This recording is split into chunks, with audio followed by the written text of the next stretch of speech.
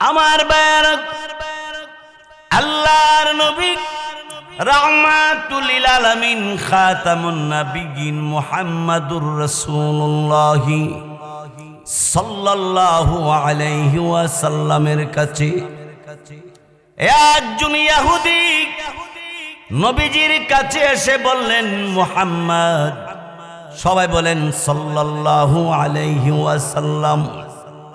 নবীকে বললেন, আমি একজন ইহুদি, আপনার চরম দুশমন, আমি আপনারে অনেক গালাগালি করেছি, কিন্তু আপনার চাল চলন, আপনার কথাবার্তা শুনে আমার ইয়াকিন হয়ে গেছে, বিশ্বাস হয়ে গেছে আপনি শ্রেষ্ঠ নবী, শেষ নবী, এর মধ্যে কোনো সন্দেহ নাই। তবে একটা কথা জানতে চাই, আমার আল্লাহর দরবারে আমি আল্লাহকে যদি ডাক দিয়ে বলি, আল্লাহ আমারে মাফ করবেননি, আমাদের জীবনে যা করেছি তা আল্লাহ মাফ করবেননি? নবীজি বললেন, আমার আল্লাহ রব্বুল আলামিনের কাছে মাপ চাওয়ার মতো চাইলে আল্লাহ মাপ করিয়া দিবেন। এমনি আরেক দল এসে ডাক দিয়ে বললেন, ইয়া রাসূলুল্লাহ, আমরা অনেক ধরনের গুনাহ করেছি, আমরাও যদি আল্লাহর কাছে মাপ চাই, আপনার কাছে কালিমা পড়ে মুসলমান হয়, আল্লাহ আমাদেরকে মাপ দিবেননি? এমন কোন গুনাহ নাই আমরা করি নাই, সেই গুনাহ থেকে যদি আমরা ফেরত আসি, আপনার কাছে কালিমা পড়ে মুসলমান হয়, আল্লাহ রব্বুল আলামিন আমাদের জিন্দেগীর এই সমস্ত গুনাহ খাতা, ত্রুটি বিচ্যুতি আল্লাহ তাআলা মাফ করবেননি? দিনের নবী চুপচাপ করে বসে আছে, আল্লাহ পাক রব্বুল আলামিন জিবরাইলের মাধ্যমে আয়াত পাঠায়া দিলেন। জিবরাইল আলাইহিস সালাতু ওয়াস সালাম অমনি আমার আপনার নবীর কাছে আয়াত নিয়ে আসলেন। কুল ইয়া ইবাদিয়াল্লাযীনা আসরাফু আলা আনফুসিহিম।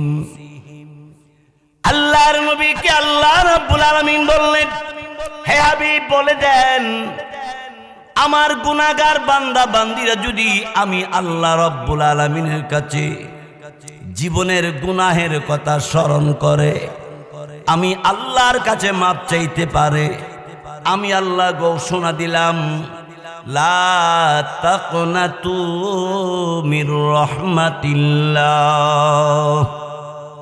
হাবিব এদেরকে বলেন নিরাশ না হওয়ার জন্য, আল্লাহর দরবার থেকে নিরাশ হইতে হবে না, আল্লাহর দরবারে আশা করতে বলেন, কালিমা পড়ে মুসলমান হতে বলেন।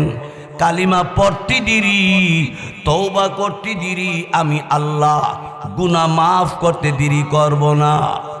আল্লাহ রাব্বুল আলামিন বলেন, 1 বছরের গুনাহ আর 10 বছরের গুনাহ নয়, আমি আল্লাহর কাছে যদি খাঁটি তওবা করার মতো করতে পারে, আমি আল্লাহ রব্বুল আলামিন ঘোষণা দিলাম, ইন্নাল্লাহ ইয়াগফিরুয যুনুবা জামিআ।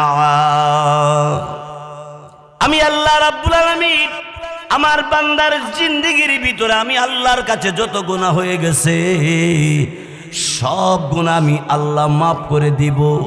আল্লাহর নবী রহমতের নবী তাদেরকে ঘোষণা দেওয়ার পরে, ও আল্লাহর বান্দারা, তোমরা যদি আল্লাহ আর আমাকে নবী হিসাবে মানো, আল্লাহকে যদি বিশ্বাস করতে পারো, মানতে পারো, আল্লাহ তোমাদের জিন্দেগীর গুনাহ মাফ করবে।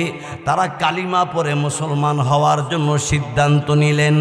আল্লাহর নবী রাহমাতুল লিল আলামিন অমনি তাদেরকে বললেন, তোমরা কি কালিমা পড়তে ইচ্ছুক? হ্যাঁ, আমরা কালিমা পড়ব।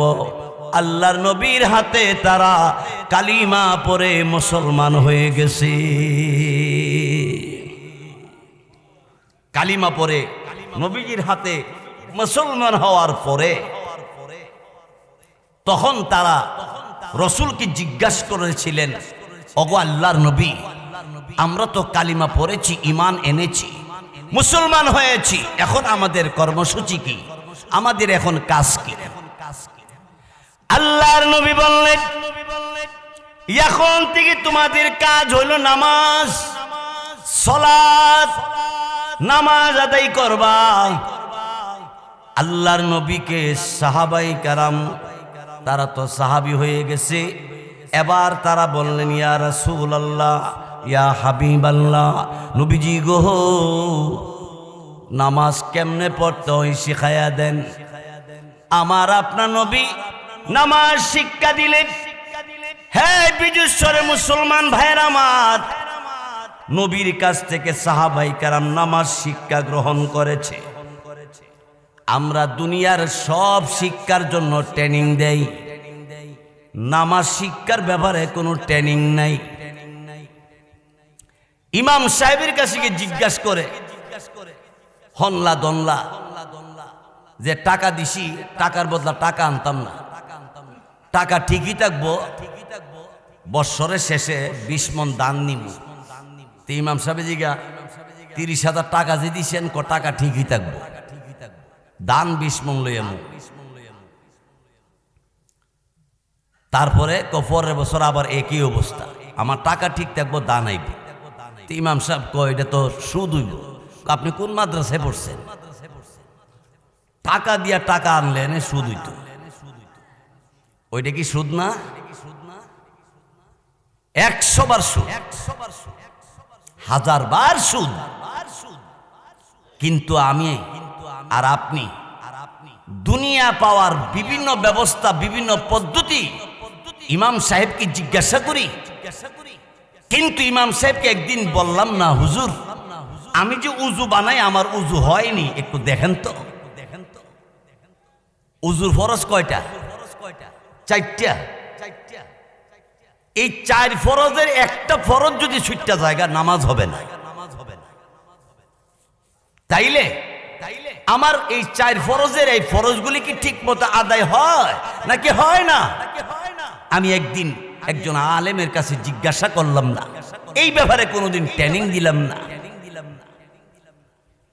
পুলিশের চাকরি করতে গেলে ট্রেনিং লাগে, আর্মির চাকরি করতে গেলে ট্রেনিং লাগে, বিডিআরের চাকরি করতে গেলে ট্রেনিং লাগে, দোকানদারি করতে গেলে ট্রেনিং লাগে, দুনিয়ার সব কিছু শিখতে গেলে ট্রেনিং লাগে। আল্লাহকে পাওয়ার জন্য নামাজ কেমনে পড়তে হয়, এই ব্যাপারে কি ট্রেনিং এর দরকার নাই? জোরে কোন দরকার আসেনি?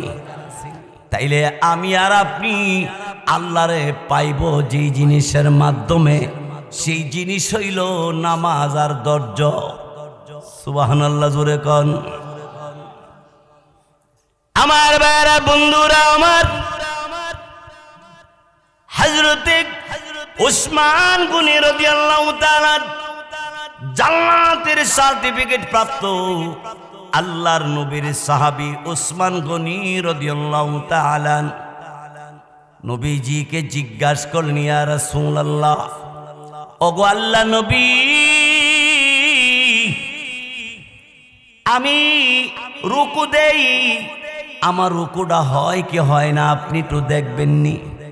আমি যে সেজদা দেই, আমার সেজদা হয় কি হয় না আপনি দেখবেননি? আল্লাহ নবী বললেন, ওসমান গনি রে, তোমার রুকু, তোমার সেজদা হয় কি হয় না, তোমার মনে কি বলে?